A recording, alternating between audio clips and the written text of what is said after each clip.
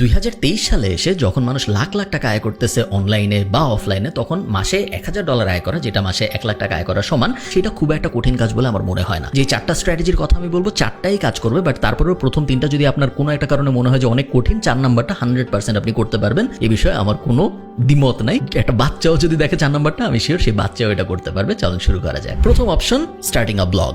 Blog শুরু করা অনলাইনে আয় শুরু করার জন্য সবচেয়ে বেস্ট উপায়গুলোর একটা, এবং 2023, 24, 25 সালে এসেও একটা ব্লগ থেকে যত সহজে অনলাইনে আয় করা যায় এবং যত স্ট্রিম লাইন উপায়ে অনলাইন থেকে আয় করা যায়, তত অন্য কোনো কিছু থেকে যায় বলে আমার মনে হয় না। মজার ব্যাপার হইলো, আপনাদের কোনো কোর্স করতে হবে না, কারণ আপনারা যদি প্যাসিভ জার্নালের ইউটিউব চ্যানেলে যান, 2017-18 আমি একটা কোর্স বানিয়েছিলাম, ওইটা এখন প্যাসিভ জার্নালের ইউটিউব চ্যানেলে ফ্রিতে পাওয়া যায়, এবং ওইখানে ওই কোর্সের ভিতরে আমি একটা ব্লগ বানায় সেই ব্লগ থেকে আয় করেও দেখাইছি মাসে $500-600, এবং তারপরে ওই ওয়েবসাইটটা আমি $15,000 বিক্রি করেও দেখাইছি, পুরাটা আমার ল্যাপটপ স্ক্রিন রেকর্ড করে একদম লাইভ দেখানো। অনেক কিছু এখন আর হয়তো অত রেলেভেন্ট নাই, যেহেতু এটা 2017-18 সালের, বাট অনেক কিছু কিন্তু এখনো রেলেভেন্ট আছে। আর যদি তারপরেও আরো রেলেভেন্ট জিনিসপত্র আপনাদের দরকার হয়, তাহলে তো প্যাসিভ জার্নালে আপনি জয়েন করতে পারেনি, বাট জয়েন করা জরুরি না। শুধু ওইটা দেখে, ওই পুরো ইউটিউব সিরিজটা দেখেই আপনি ব্লগ শুরু করতে পারবেন। আপনি যদি ব্লগ শুরু করে অনলাইনে আয় করতে চান, স্টেপ 1 হবে ডোমেইন এবং হোস্টিং কেনা, এবং তার জন্য আমার রেকমেন্ডেশন হবে হোস্টিঙ্গার। হোস্টিঙ্গার এই ভিডিওর স্পন্সর, বাট যদি স্পন্সর নাও হইতো তারপরে আমি বলতাম হোস্টিঙ্গার বা এরকম কোনো একজনের সাথে যেতে। তার কারণ আমি এই ইউটিউব চ্যানেলে একটা ভিডিও আছে আমার 30 মিনিটের ওয়েবসাইট বানানোর, যেখানে আমি হোস্টিঙ্গার ব্যবহার করে একটা ওয়েবসাইট বানাই আপনাদের দেখাইছি। রেকমেন্ড করার কারণ হলো, হোস্টিঙ্গার দুনিয়ার সবচেয়ে সেরা হোস্টিং কোম্পানি এরকম না ব্যাপারটা, বাট 10,000 যেহেতু আমাদের বাজেট,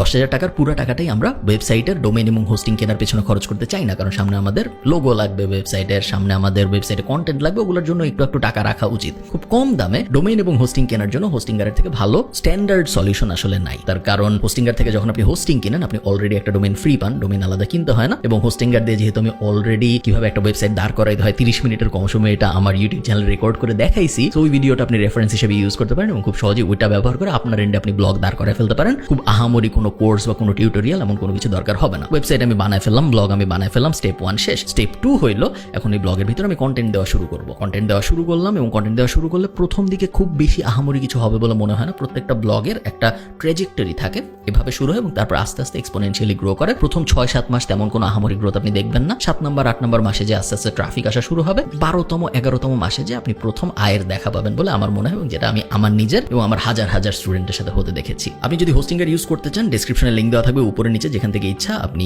ওই লিঙ্কে যেয়ে আপনি যদি আমার ডিসকাউন্ট কুপনটা ইউজ করেন, তাহলে একটা ডিসকাউন্ট সহ হোস্টিঙ্গার ব্যবহার করতে পারবেন। চলুন সেকেন্ড উপায়ে যাওয়া যায়। সেকেন্ড উপায় হলো starting an e-commerce business with a B2C angle. মানেটা কি?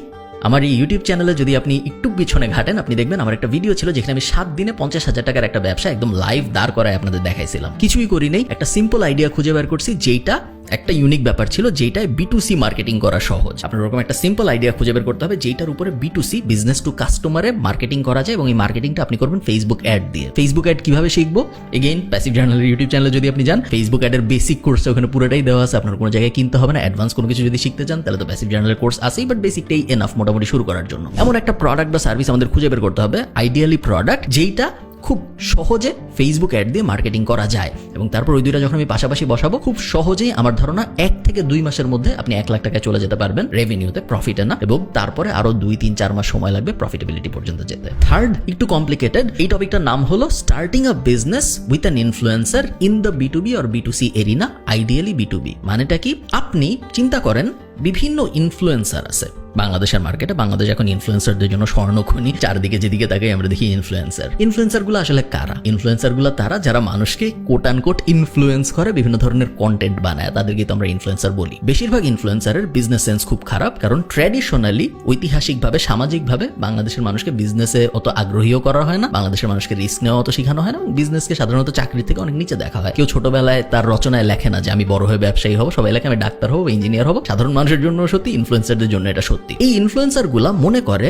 তাদের আয়ের মেইন উপায় হইলো ইউটিউবের অ্যাড, ফেসবুকের অ্যাড, এবং কোনো ব্র্যান্ডরা যখন তাদের স্পন্সর করবে তারা। বাট তারা এটা বুঝে না যে ইনফ্লুয়েন্সারদের আয়ের সবচেয়ে বড় উপায় হলো নিজেদের প্রোডাক্ট বা সার্ভিস বানানো। অ্যাজ অ্যান এন্টারপ্রেনার আপনি এই জিনিসটা বুঝেন। আপনি চিন্তা করেন, আমার যদি নিজেদের এমন প্রোডাক্ট না থাকতো, ধরেন ফর্মাল ফ্রাইডে বা আমাদের কোর্স, এই ধরনের জিনিসপত্র যদি আমাদের না থাকতো যেগুলো আমরা সরাসরি আমাদের সাবস্ক্রাইবারদের কাছে অফার করতে পারতেছি, তাহলে কি আমাদের রেভিনিউ এত উপরে যেত? যদি আমি আমার ইউটিউব চ্যানেলটা, আমার ফেসবুক চ্যানেলটা একটা বিজনেস হিসেবে চিন্তা করি, যেত না। সেম জিনিস অন্যান্য ক্রিয়েটরদের সাথেও করা সম্ভব। আপনার খুঁজে বের করতে হবে ওই ক্রিয়েটরের জন্য কোন প্রোডাক্ট বা সার্ভিসটা সবচেয়ে ভালোভাবে ফিট হয়। বেসিক চিন্তা ভাবনা করবেন না যে আচ্ছা ওই ইউটিউবারকে আমি বলি আমি উনার হয়ে টি শার্ট বেচবো বা উনার জন্য আমি মার্চ বানাবো। এগুলো বেসিক চিন্তা ভাবনা। আমি চাই আপনি অ্যাডভান্স চিন্তা ভাবনা করেন। ওই ইউটিউবারকে ভালোভাবে স্টাডি করেন, ওই ইনফ্লুয়েন্সারকে ভালোভাবে স্টাডি করেন, কমেন্ট পড়েন, তাদের হিস্ট্রি দেখেন তাদেরকে আসলে কি ধরনের মানুষজন দেখে, তাদেরকে যেই ধরনের মানুষজন দেখে সেই ধরনের মানুষের প্রবলেমগুলা কি জীবনে, ওই প্রবলেমগুলোর মধ্যে কোন কোন সলিউশন নিয়ে এই ইনফ্লুয়েন্সার কথা বলতে পারে এবং সেই সলিউশনগুলোর মধ্যে কোনটাকে নিয়ে একটা প্রোডাক্ট বা একটা সার্ভিস বানানো যায়। আমি কিছু বেসিক এক্সাম্পল দেই। কোনো ইনফ্লুয়েন্সার মনে করেন বিদেশে থাকে, জার্মানিতে থাকে, কথার কথা। ওই ইনফ্লুয়েন্সার জার্মানিতে কিভাবে গেছে? মাস্টার্স করতে, ব্যাচেলর করতে।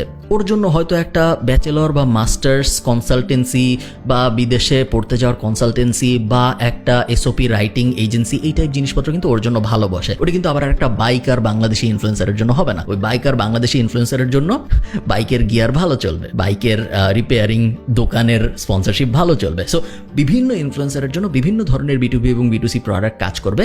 আপনার বিজনেসের ব্রেইন ব্যবহার করে ফার্স্টে ফিগার আউট করতে হবে যে কোন ইনফ্লুয়েন্সারের জন্য কোন বিজনেস ভালোভাবে কাজ করবে। ওই বিজনেসের একটা প্ল্যান বানাইতে হবে। তারপরে এই ইনফ্লুয়েন্সারের যদি কোনো ম্যানেজার থাকে তার সাথে যোগাযোগ করতে হবে। ইনফ্লুয়েন্সারের সাথে কিন্তু আমরা যোগাযোগ করবো না, কারণ ইনফ্লুয়েন্সার মনে করে যে ও আমার তো ইউটিউব থেকে ইনকাম হচ্ছে, আমার তো ফেসবুক থেকে ইনকাম হচ্ছে, আমার তো দুই একটা ব্র্যান্ড ডিল আসতেছে, আমার জীবন ভালো। কিন্তু ইনফ্লুয়েন্সারের যে ম্যানেজার সে বুঝে, কারণ সে একটু এন্টারপ্রেনারিয়াল, এবং ম্যানেজার যদি ইনফ্লুয়েন্সারকে নতুন কোনো বিজনেসে কনভার্ট করতে পারে ওই ম্যানেজারেরও লাভ বেশি, কারণ ম্যানেজাররা সাধারণত ইনফ্লুয়েন্সারদের যে ইনকাম হয় ওটার পার্সেন্টেজ হিসেবে নিজেদের কমিশন পায়। সো আপনার ডিলটা মূলত হবে ম্যানেজারের সাথে। আমি হইলে এমন ইনফ্লুয়েন্সারদের টার্গেটই করতাম না যাদের আসলে কোনো ম্যানেজার নাই, কারণ আমার মতে তারা হয়তো বিজনেস সেন্সে ভালো না। এটা একটা ভালো আইডিয়া, একটু কমপ্লিকেটেড, বাট আমার ধারণা যদি আপনি ঠিকঠাক মতো করতে পারেন। ইন্টারন্যাশনালি আমরা অনেক এক্সাম্পল দেখেছি যেইখানে বিজনেস পার্সনরা ইনফ্লুয়েন্সারদের সাথে কানেক্ট হওয়ার কারণে ওই ইনফ্লুয়েন্সারদের প্রোডাক্ট বা সার্ভিস এত বুম করছে। আপনি ইনফ্লুয়েন্সারকেও চিনেন, আপনি প্রোডাক্ট বা সার্ভিসকেও চিনেন, বাট আপনি বিজনেস পার্সনটাকে চিনেন না। আপনার হইতে হবে ওই বিজনেস পার্সনটা যাকে কেউ চিনবে না, but main profit, majority profit তার কাছেই আসবে। লাস্ট যেটা আমি বলছিলাম সবচেয়ে ইজি, যেটার জন্য আপনার কিছুই করতে হবে না, সেটা হলো content repurposing and then setting an offer. একদম সহজ এক্সাম্পল বলি, আমার কন্টেন্টে আমি কখনো কপিরাইট দেই না।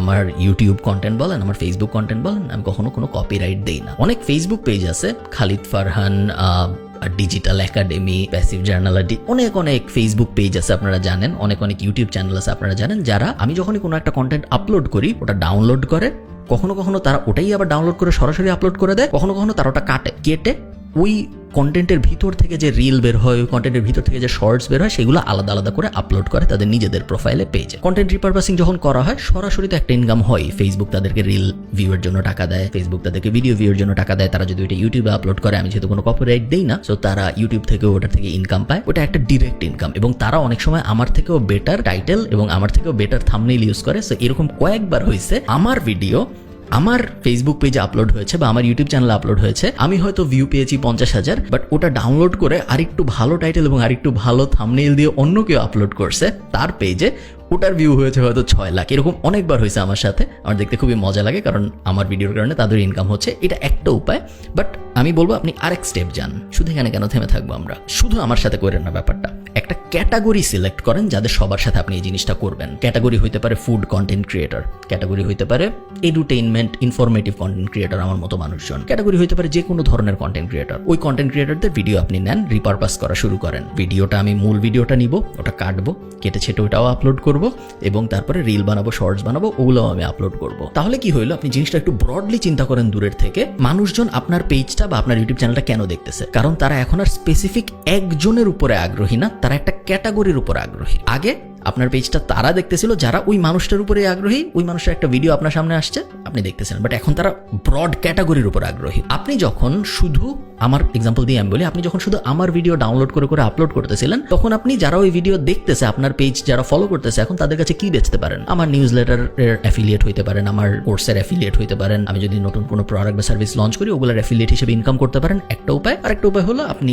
নর্মাল অ্যাড থেকে আপনার যে ইনকাম হচ্ছে ফেসবুক, ইউটিউব আপনাকে যা দিচ্ছে ওইটা। বাট আপনি যখন একটা ক্যাটাগরি রিপ্রেজেন্ট করেন যে আমার এই পেজে বাংলাদেশের যেখানেই যে ইনফরমেটিভ কন্টেন্ট আপলোড করে ওগুলা রিপারপাস করে আমি আবার আপলোড করি, তাহলে আপনার পেজ এখন কারা ফলো করতেছে? আপনার ইউটিউব চ্যানেল এখন কারা ফলো করতেছে? যারা প্রোডাক্টিভিটি বিষয়ে আগ্রহী, যারা ইনফরমেটিভ কন্টেন্টের বিষয়ে আগ্রহী, এখন আপনার পুলটা বড় হয়েছে এবং এখন আপনি নিজের প্রোডাক্ট বা সার্ভিস লঞ্চ করতে পারেন। এখন আপনার ভাবতে হবে, আচ্ছা আমার পেজ কারা ফলো করে? আমার পেজ তারা ফলো করে যারা খালিদ ফারহানের ভিডিও দেখে, অমুকের ভিডিও দেখে, তমুকের ভিডিও দেখে, ইনফরমেটিভ ভিডিও দেখে। এই মানুষগুলোর কি লাগবে? এই মানুষগুলোর হয়তো বছর শেষে একটা ইন্টারেস্টিং নোটবুক লাগবে। আমি একটা নোটবুক বের করে বেচার চেষ্টা করি। সো আপনার ব্র্যান্ডটা আপনি দাঁড় করাচ্ছেন অন্য মানুষের উপরে। এটা ইংলিশে বলে পিগি ব্যাকিং। ইংলিশে আমরা অনেক এক্সাম্পল দেখি, বাংলাদেশে আস্তে আস্তে আমরা দেখা শুরু করছি। তাদের উপর দাঁড় করায়, বাট কোনো একজনের উপর দাঁড় করায় না, পুরো একটা ক্যাটাগরির উপর দাঁড় করায়। এবং একজনের উপরে দাঁড় করানোটা এমনিতেও রিস্কি, তার কারণ ওই একজন কোনো একটা কন্ট্রোভার্সিয়াল কথাবার্তা বললে কিন্তু আপনার ব্র্যান্ডটাও রিস্কের মধ্যে পড়ে যায়, কারণ আপনি খালি ওই মানুষের ভিডিও ডাউনলোড করে আপলোড করেন। আর আপনি যখন একটা ক্যাটাগরি টার্গেট করবেন, তখন ওই ক্যাটাগরির ভিতরে কেউ যদি একজন একটা কন্ট্রোভার্সিয়াল কথা বলে, তাকে সিম্পলি আপনি বাদ দিয়ে বাকিদের উপর ফোকাস করবেন। এবং তারপর আস্তে আস্তে আপনার অডিয়েন্স পুলটা যখন এমন হবে যে তার অডিয়েন্স পুল এবং আপনার অডিয়েন্স পুল সমান, তখন আপনার শুধুমাত্র তার প্রোডাক্ট বা সার্ভিসে বেচতে হবে না, আপনি তখন নিজের প্রোডাক্ট বা সার্ভিস পুশ করতে পারবেন। শুনতে একটু কমপ্লিকেটেড মনে হচ্ছে, বাট অনেক বাংলাদেশি এক্সাম্পল আমি দেখছি যারা আমাদের পডকাস্ট নিয়ে এটা করে বেশ সফল হচ্ছে। তারা কিছুই করে না, জাস্ট আমাদের ভিডিও কেটে আপলোড করে এবং মাসে তাদের ইনকাম হয় 15,000, 20,000, 25,000, 30,000। আমার ধারণা এটা আরো বড় স্কেলে করা সম্ভব। এই 4টা মেথডের প্রত্যেকটাই কাজ করবে 10,000 টাকাকে 1 লাখ টাকা বানানোর জন্য। জাস্ট একটা ব্যাপার আমি বলে রাখি, যখনই আমরা বলি যে 10,000 টাকাকে 1 লাখ টাকা বানায় ফেলবো বা 500 টাকাকে 20,000 টাকা বানায় ফেলবো, তখন মাথার মধ্যে প্রথম যে ব্যাপারটা আসে সেটা হলো কি শর্টকাট নেওয়া যায়। কারণ আমরা একটা ম্যাসিভ জিনিস করতে যাচ্ছি, খুব কম টাকাকে অনেক টাকা বানায় ফেলতে চাচ্ছি, এবং শর্টকাট ছাড়া কি এটা করা সম্ভব? আমি বলবো সম্ভব। এবং আমি যে স্ট্র্যাটেজিগুলোর কথা বললাম, এগুলো প্রত্যেকটার কিন্তু প্রপার বিজনেস স্ট্রাকচার আছে। কোনোটাই এমন না যে আমি 10 টাকার বিটকয়েন কিনলাম এবং তারপর তারপরে আমি আল্লাহর কাছে দোয়া করবো যে 10 টাকার বিটকয়েন যেন 1 লাখ টাকা হয়ে যায়। ওইটা কিন্তু বিজনেস না, ওইটা হলো রিস্ক এবং না বোঝা একটা রিস্ক। আমি জানি না, আমি ইনফ্লুয়েন্সও করতে পারবো না, হবে নাকি হবে না। ট্রেডিং, ফরেক্স ট্রেডিং, এই ক্রিপ্টো ইনভেস্টিং, ওই টাইপ জিনিসগুলা খুবই রিস্কি জিনিস, এবং ওগুলা করে আপনি খুব স্ট্রাকচারালি প্রপার বিজনেস মেন্টালিটির হিসাবে কোনো একটা এস্টাবলিশড এন্টিটি দাঁড় করাইতে পারবেন না। এবং এই কারণে আমি ওগুলো সাজেস্ট করি নাই। আমি যা সাজেস্ট করেছি এগুলা একটু কষ্ট হবে, এই জন্য আমি বলছি 12 মাস সময় লাগবে। বাট আপনি যদি কষ্টটা করতে পারেন, 12 মাস পরে আপনি দেখবেন আপনার কাছে শুধুমাত্র 10,000 টাকা 1 লাখ টাকাই হয়ে যায়নি, একটা প্রপার বিজনেসও দাঁড়ায় গেছে।